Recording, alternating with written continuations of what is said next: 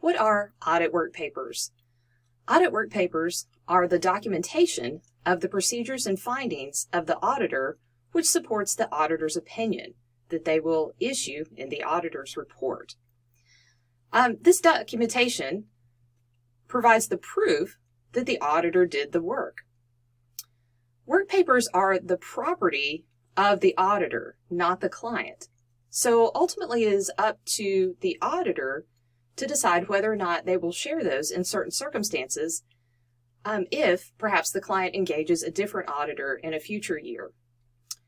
But ethically, if that does happen, the auditor should consider sharing this documentation with the future auditor.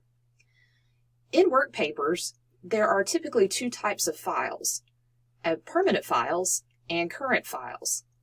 Permanent files are documents that apply to multiple years or on an ongoing basis.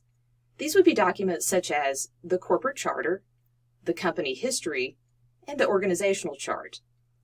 Current files are documents that are going to vary from year to year or need to be updated from year to year. These would include things like the engagement letter, any other planning documents such as the risk assessment and level of materiality, trial balances, supporting documents for that, and typically each area or each group of accounts that is tested will have a lead schedule followed by supporting documentation for that year. Each work paper will be classified with an identifying number, and that just helps the auditor keep track of all of the work that they've done and keep it organized for themselves and for the next year's audit. At the top of each work paper, it should be easy to identify the identifying number of each page. And often, these documents are stored electronically, even if they're initially received manually or perhaps printed out to work with on paper during the audit.